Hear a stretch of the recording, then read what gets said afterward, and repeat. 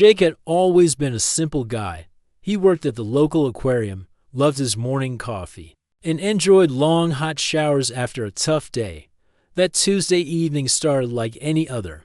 He came home tired, threw his keys on the kitchen counter, and headed straight for the bathroom. The water was perfect.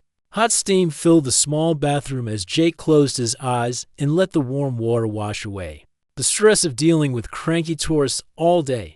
He was humming his favorite song when something made him open his eyes. There, standing right next to his shower, was the most unusual person he had ever seen. She was tall, maybe 6 feet, with skin that had a slight blue tint like moonlight on water. Her hair was white as snow and seemed to float around her head as if she was underwater. But what really caught his attention were her eyes.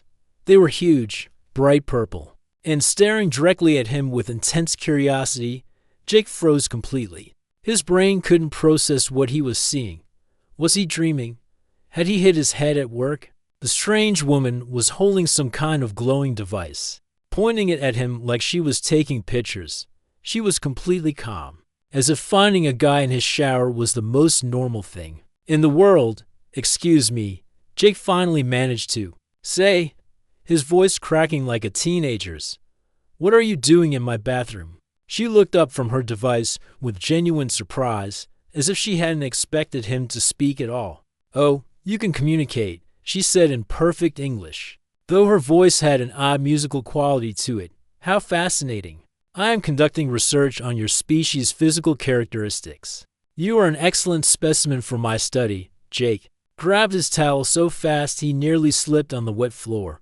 "Specimen? Lady, I don't know who you are or how you got in here, but you need to leave right now." She tilted her head like a curious cat. "Why are you covering yourself? I have clearly stated my scientific purpose. There is no need for concern." "Scientific purpose?" Jake's voice went up an octave. "You're in my bathroom while I'm taking a shower. That's not science. That's crazy." The woman seemed genuinely confused by his reaction. She looked at her glowing device, then back at him. "I fail to understand your distress. I am simply documenting the anatomical differences between Earth humans and other species in our galactic database. Your particular physical attributes are quite typical for a male of your species." Jake's face turned red. "My what now?" "Your reproductive anatomy," she said matter-of-factly, as if discussing the weather. "It is remarkably average compared to our research data on human males. Very suitable for comparative analysis." "Oh my God," Jake muttered, sinking down to sit on the edge of the bathtub. "This is really happening, isn't it? You're actually an alien." "Alien is such a limited term," she replied, finally lowering her device. "I am Zilla, a xenobiologist from the Kepler Research Collective. We have been studying various species across this section of the galaxy for over 300 Earth years." Jake stared at her. 300 years? How long have you been watching humans? "Personally, about 6 months. But my people have been observing your species since what you call the 1700s. We find humans particularly interesting because of your unique emotional complexity. And you thought the best way to study us was to sneak into someone's bathroom?" Zilla looked genuinely puzzled. "I chose the most logical time when humans are in their natural, unclothed state. This allows for proper anatomical documentation without the interference of your various fabric coverings." Jake couldn't help but laugh, even though the situation was completely insane. "Fabric coverings? You mean clothes?" "Yes, those strange, decorative barriers you place over your skin. We find them quite unnecessary. Where you come from? Nobody wears clothes. Why would we? Our bodies regulate temperature naturally. And we have no concept of what you call modesty. The idea of hiding one's physical form seems illogical." Jake was quiet for a moment, trying to process everything. Here was an actual alien in his bathroom, talking about studying humans like they were lab rats. But something about her innocent curiosity made it hard to stay angry. "So you've been watching me for how long?" he asked. 3 weeks, 2 days, and approximately 14 hours. Zilla replied immediately. "You maintain excellent hygiene habits compared to other subjects I have observed. Very consistent. Shower timing and duration, other subjects How many people are you spying on? Spying is not the correct term. I am conducting legitimate scientific research. I currently monitor 47 individuals across the city to gather comprehensive data. Jake's mind was spinning. This is crazy, absolutely crazy. Do you realize how wrong this is? You can't just watch people without their permission. Zilla's expression became even more confused. Permission? But you are simply existing in your natural habitat. Why would I need permission to observe natural behavior? Because we're not animals in a zoo. We're people with rights and privacy. Privacy. Zilla repeated the word slowly, as if tasting something new. This is a concept we do not have on my world. All knowledge belongs to everyone. Hiding information seems wasteful. Jake wrapped his towel tight around himself. Well, on Earth, some things are private, personal, sacred, even sacred, she said, making a note on her device. Another interesting human concept. You attach emotional significance to biological functions. It's not just biological, Jake tried to explain. It's personal, intimate, something you share with people you trust and care about. Zilla stared at him with those huge purple eyes. You experience emotional attachment to physical proximity. Well, yeah, don't you? My species reproduces through mental energy exchange. Physical contact is unnecessary for us. We find your dependence on physical interaction quite primitive, yet oddly fascinating. Jake stood up slowly, still holding his towel. Look, Zilla, I don't know how things work on your planet, but here on Earth, you can't just study people like lab rats. If you want to learn about humans, you need to ask permission first. Ask permission, she repeated thoughtfully. And if I were to ask this permission, you would allow me to continue my research. Jake was quiet for a long moment. The scientist in him was actually curious about this whole situation. When would he ever get a chance to meet a real alien again? Maybe. He said finally, but not like this. If you want to study humans, you need to learn about consent and boundaries first. Zilla made more notes on her device. Consent and boundaries. These are important concepts for human interaction. Very important. She looked up at him with what might have been the beginning of respect. You are more complex than my initial scans indicated. Perhaps there is more to learn here than simple anatomy. Jake couldn't believe he was about to say this. If you want to learn about humans properly, maybe we should start over, beginning with clothes and personal space. Zilla nodded seriously. I accept your proposal for proper research methodology. This could provide valuable data on human social customs. As Jake reached for his bathrobe, he wondered what exactly he was getting himself into. But one thing was certain. His boring routine was about to become a lot more interesting. The next morning, Jake woke up wondering if the whole thing had been a weird dream. Maybe he'd been working too hard at the aquarium. Maybe he'd inhaled too much chlorine from the fish tanks. But when he walked into his living room, there was no denying reality anymore. His coffee table had been replaced by some kind of glowing blue platform covered in strange devices. Holographic screens floated in the air showing what looked like anatomical diagrams. And there was Zilla, sitting cross-legged in front of it all, completely absorbed in her work. Today she was wearing something that looked like a silver jumpsuit, which Jake appreciated. Her white hair was tied back, and she had some kind of translator device in her ear. Good morning, Jake, she said without looking up. I have prepared a comprehensive analysis of yesterday's findings. I believe you will find the results quite educational. Jake rubbed his eyes. Zilla, what is all this stuff? My mobile research laboratory. I brought it from my ship last night after our discussion about proper methodology. She gestured to one of the floating screens. I have compiled preliminary data on human male anatomy. Based on my observations, Jake nearly choked on his coffee. You made charts about me. Not just charts. Full comparative analysis. Zilla stood up excitedly, clearly proud of her work. Look at this fascinating data. The holographic display showed a three-dimensional model that made Jake's face turn bright red. Oh no, no, no, no. You are not showing me a 3D model of that. But the data is quite remarkable. Zilla continued, completely missing his embarrassment. Compared to the 17 other species in our database, human reproductive anatomy is surprisingly efficient despite its primitive design. Primitive? Jake set down his coffee cup harder than necessary. Oh yes. Most advanced species have evolved beyond physical reproduction. Your dependence on these external organs is quite unusual. She manipulated the hologram, rotating it like she was examining a new species of fish. However, the engineering is surprisingly sophisticated for such an ancient biological system. Jake sat down heavily on his couch. I can't believe I'm having this conversation. The proportional measurements indicate you are within normal parameters for your species. Zilla continued cheerfully, perhaps slightly above average in certain dimensions, which is excellent for research accuracy. Above average. Jake found himself asking before he could stop himself. Oh yes. Based on medical data I accessed from your internet, you measure approximately 15% larger than the mean for human males in your age group. Jake didn't know whether to be embarrassed or oddly proud. You hacked medical databases. Hacked is such an ugly term. I simply accessed publicly available research data for comparison purposes. Zilla waved her hand and the embarrassing hologram disappeared, replaced by charts and graphs. But this is where the truly interesting data begins. More interesting than that, Jake pointed where the 3D model had been.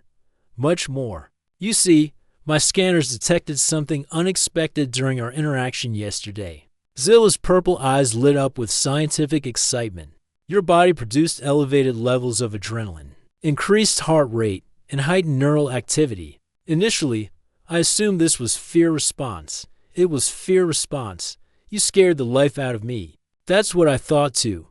But when I analyzed the complete biochemical data, the pattern was wrong for simple fear. She pulled up another display showing wavy lines and colorful charts. The hormone combination indicates something my species rarely encounters, which is attraction. Jake nearly spit out his coffee. What? Your body's chemical response indicates physical and emotional attraction, not just fear. This is fascinating because it suggests human males can experience attraction, even under stress conditions. Of course we can, Jake said, then realized what he'd just admitted. I mean, not that I was attracted to you. I was scared, terrified. Actually, Zilla tilted her head in that curious way of hers. But the biochemical evidence clearly shows. Can we please talk about something else? Jake interrupted.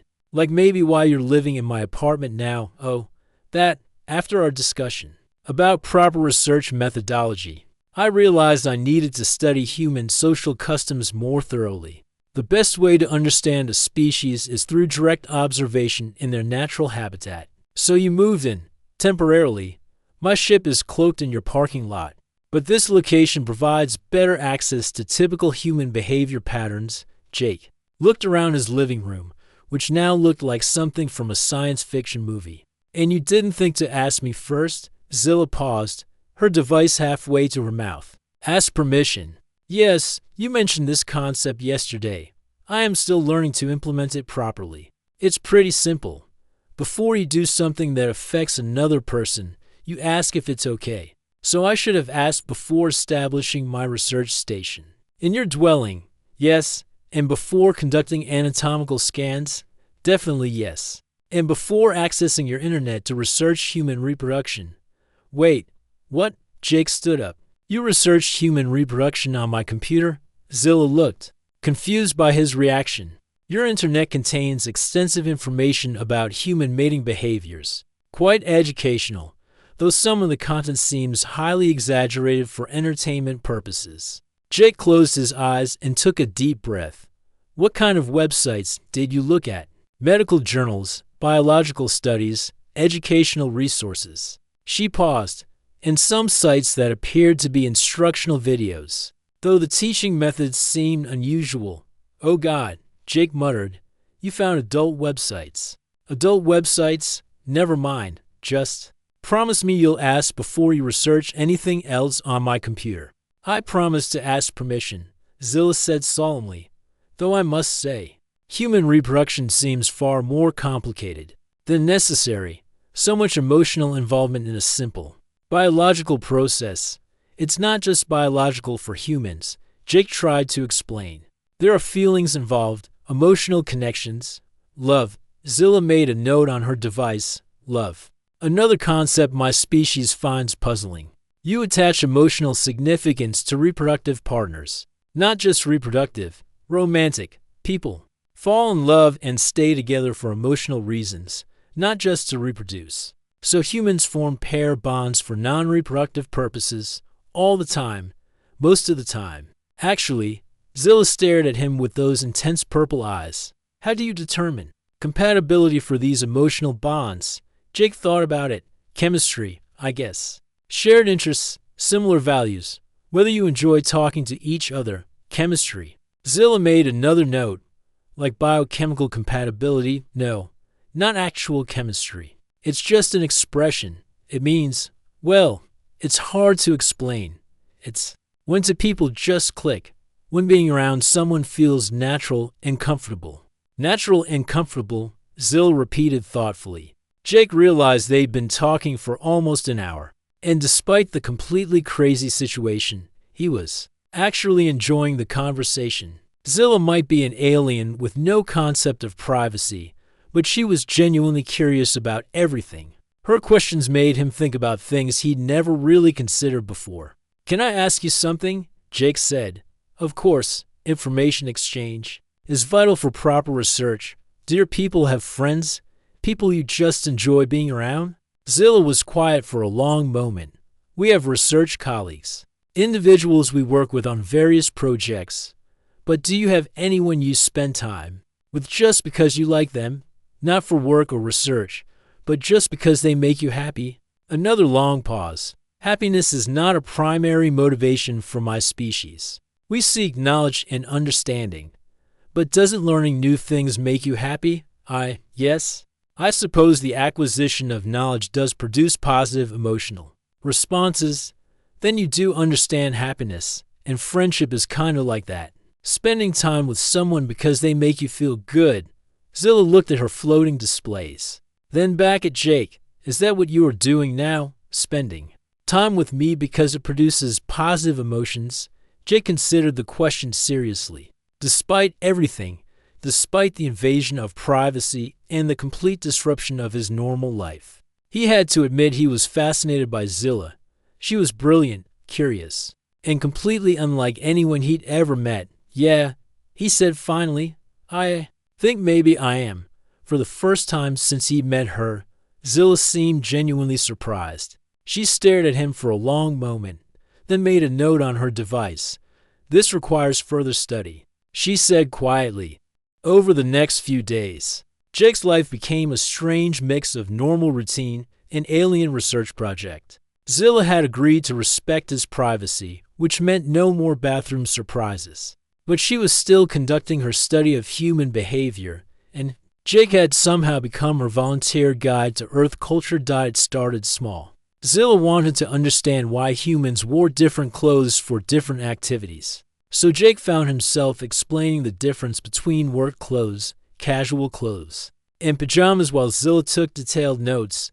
So these fabric coverings serve practical purposes beyond modesty, she asked, examining one of his work uniforms. Some do. This one gets wet when I'm working with the fish tanks. So it's made of material that dries quickly. Fascinating. Your species has developed specialized coverings for different environmental conditions. We call them clothes, Zilla. You don't have to make everything sound like a nature documentary. But the real adventure began when Zilla decided she needed to observe humans in their natural social environments, which is how Jake found himself taking an alien to the local coffee shop on Saturday morning. Zilla had used some kind of technology to make herself look more human. Her skin tone was now normal. Her hair was brown instead of white, and her eyes were blue rather than purple. But she still moved and talked like someone who had never been on Earth before. Why are all these humans gathered in one location to consume hot beverages? She asked as they stood in line.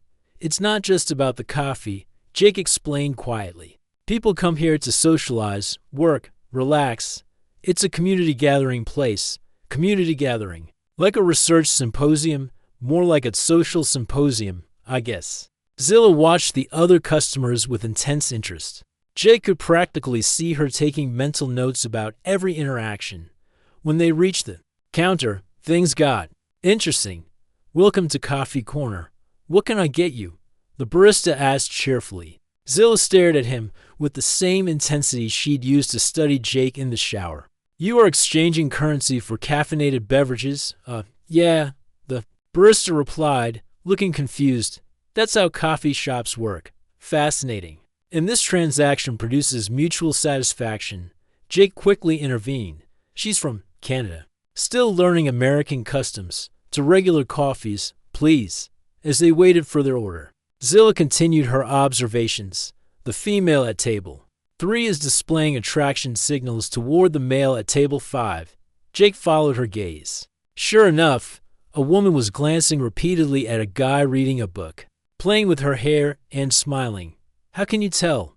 Jake asked. "Elevated heart rate, increased blood flow to facial region causing color change, repetitive grooming behaviors. Classic attraction indicators across multiple species. You can see all that?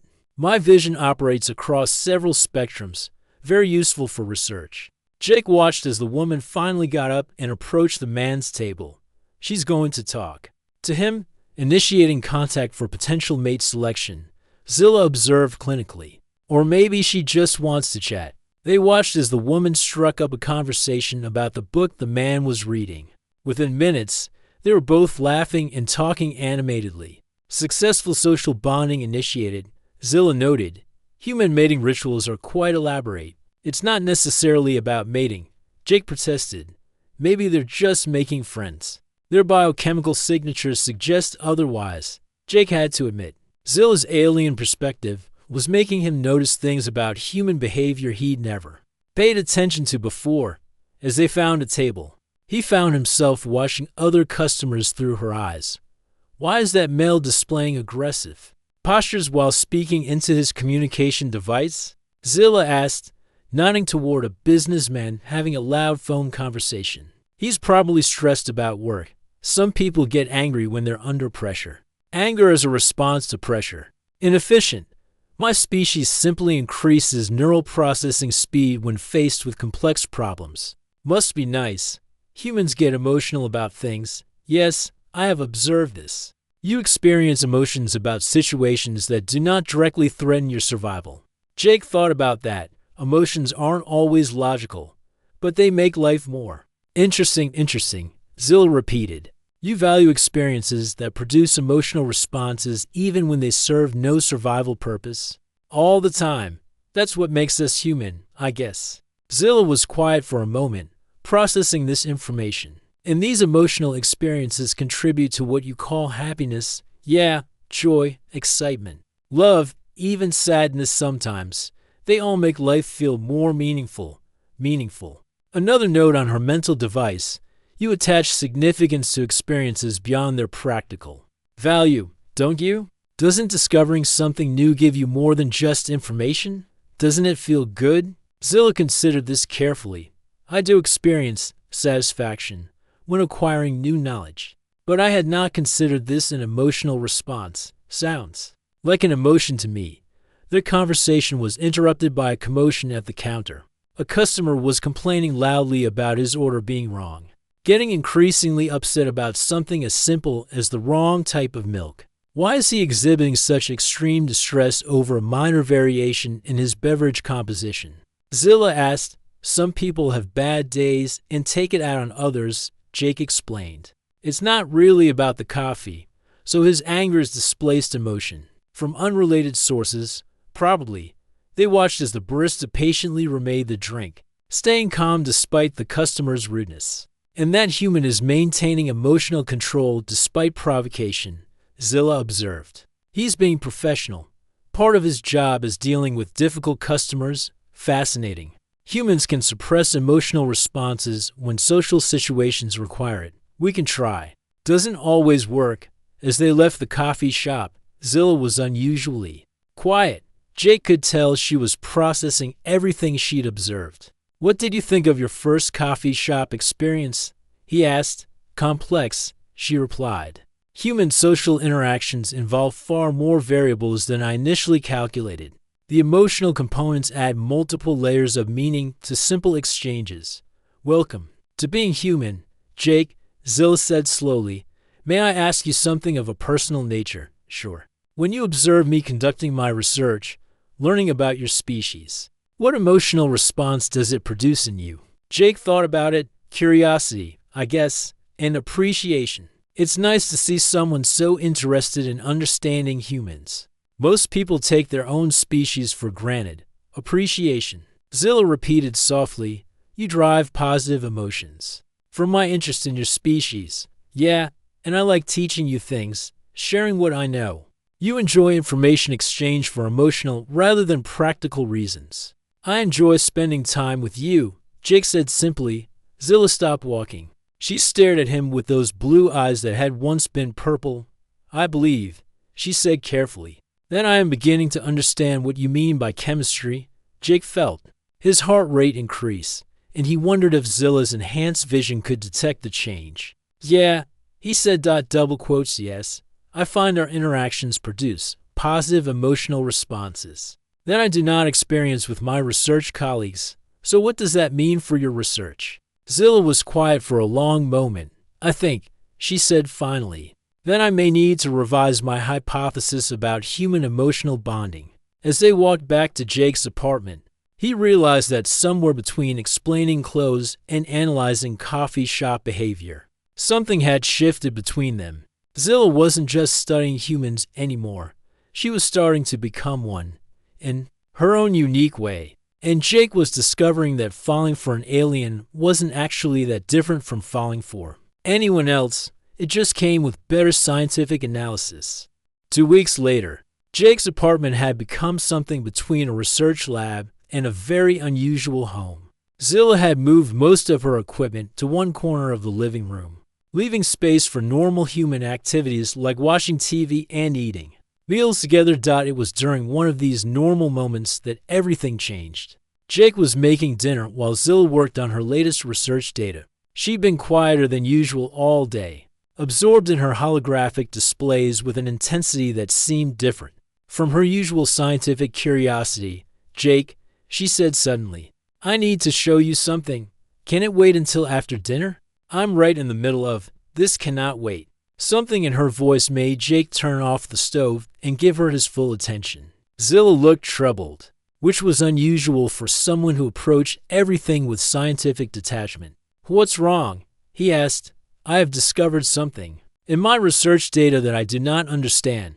She gestured to her displays. Something that contradicts everything I thought I knew about both our species. Jake sat down beside her, noting that she didn't move away like she had during their first weeks together. Somewhere along the line, she'd gotten comfortable with human concepts of personal space. Show me, he said. Zilla manipulated her displays, bringing up charts and graphs that looked like medical readouts. These are biosignature readings I have been taking continuously. During our interactions, you've been scanning me this whole time. Not just you, Zilla said quietly. Both of us. The display showed 2 sets of data, clearly labeled with their names. Jake could see patterns in the readings, peaks and valleys that seemed to correspond with different activities. What am I looking at? He asked. Evidence of something that should be impossible. Zilla highlighted specific sections of the data. Look at these readings from our first meeting. Jake could see his data spiking dramatically, which made sense, given how shocked he'd been. Elevated stress response, Zilla explained. Completely normal for a human encountering an unknown situation. But look at my readings. Jake studied Zilla's data from that same time period, instead of the flat lines he expected from someone conducting routine research. Her readings showed definite fluctuations. You were stressed too? That is what I thought initially. But when I compared these patterns to my species' normal stress responses, they do not match. Zilla brought up another display. These readings are from our coffee shop expedition. Both sets of data showed interesting patterns during their conversation, with several moments where the readings seemed to mirror each other. Now look at this. Zilla continued, highlighting a recent section. These readings are from yesterday evening when we were watching your television programs together. Jake studied the data. Both of their readings showed steady, synchronized patterns that looked almost peaceful. I do not understand what this means, Zilla said, and for the first time since he met her, she sounded uncertain. My species does not typically experience such varied emotional responses, especially not in synchronization with other beings. What do you think it means? I have 3 theories, Zilla said, bringing up more complex displays. Theory 1. My equipment is malfunctioning due to extended exposure to Earth's electromagnetic field. Theory 2. Theory 2. Extended contact with humans has somehow altered my species' normal biochemical responses. Jake felt his heart rate increase, and he wondered if that would show up on her readings. And Theory 3. Zilla was quiet for a long moment. Theory 3 is the most improbable, yet the data seems to support it, which is that emotional bonding between different species is possible under certain circumstances. Jake stared at the displays, processing what she was telling him. You think we're bonding? The data suggests that our biochemical responses have become increasingly synchronized over time. In my species, this type of neural harmony only occurs during the deepest forms of mental connection. Mental connection, what you might call love, Zilla said softly. The word hung in the air between them. Jake felt like all the breath had been knocked out of his lungs. Is that possible? He asked. It should not be. Our species are completely different biologically. We have different methods of reproduction, different social structures, different evolutionary paths. By all scientific logic, we should be incompatible on every level.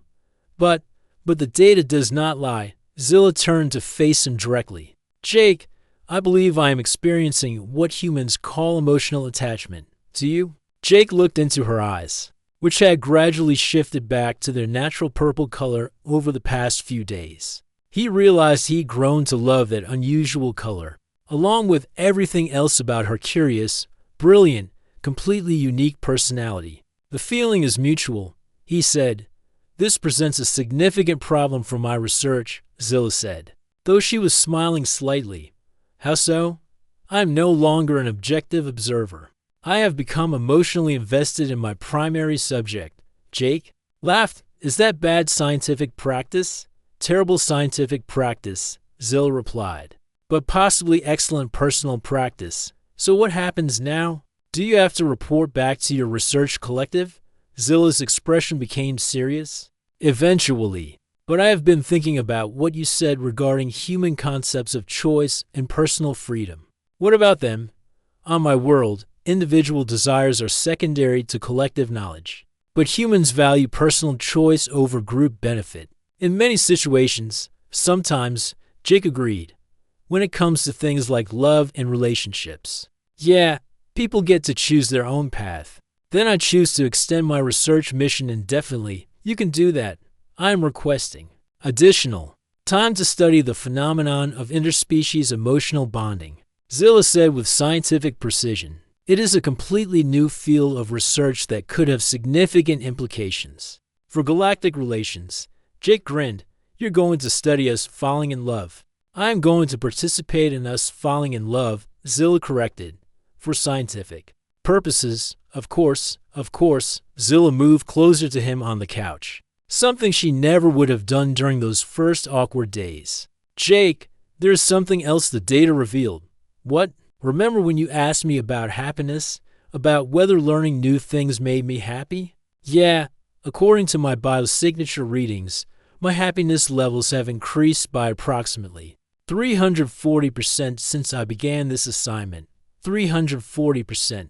It is a very precise measurement. Jake looked at this incredible woman who had literally dropped into his life from another world, bringing with her a completely new way of seeing everything around him. For what it's worth, he said, my happiness levels have probably increased by about the same amount, even though I invaded your privacy and disrupted your normal routine, especially because of that.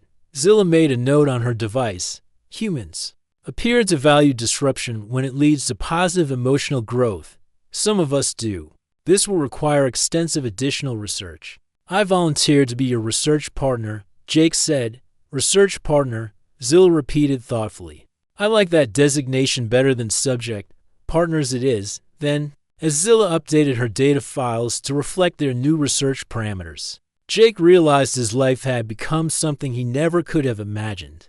But looking at the synchronized patterns on her displays, seeing the scientific proof of their connection, he knew he'd never been happier to have his routine completely disrupted. After all, some discoveries were worth changing your whole world for. 3 months later, Jake's life had settled into a new kind of routine. A routine that involved living with a brilliant alien scientist who insisted on analyzing everything from his morning coffee, preferences to the way he talked to the fish at work, but it was a routine he wouldn't trade for anything. The morning everything came to a head started like most of their mornings. Jake woke up to find Zilla already working, surrounded by her holographic displays. But today, something was different. Her usual energetic curiosity had been replaced by a quiet intensity that made Jake worry. "Everything okay?" he asked, settling down beside her with his coffee. "I received a communication from my superiors last night," Zilla said without looking up from her work. Jake's stomach dropped, "and they are pleased with my research progress. They want me to return to the home world to present my findings to the Science Council. When? As soon as possible." Jake set down his coffee cup. With shaking hands, he'd known this day would come eventually, but he'd somehow convinced himself they'd have more time. "How long would you be gone?" he asked. "That depends on the council's response to my research." Zilla finally looked at him, and he could see the conflict in her purple eyes. "If they approve continued study, I could return within a few months. If not, I would be reassigned to a different project, likely in a different sector of the galaxy." Jake felt like the floor had dropped out from under him. "So this could be goodbye. It could be," Zilla said quietly. They sat in silence for a moment, the weight of the situation settling between them. "What did you tell them?" Jake asked finally. "I requested additional time to complete my current research project." "Did you tell them about us?" Zilla hesitated. "I told them I had discovered evidence of interspecies emotional bonding and needed more time to document the phenomenon properly." "But you didn't tell them you were part of the phenomenon?" "No. I was not certain they would understand." Jake nodded. He could imagine how a report about an alien researcher falling in love with her human subject might be received by a council of scientists. "When do you have to leave?" he asked.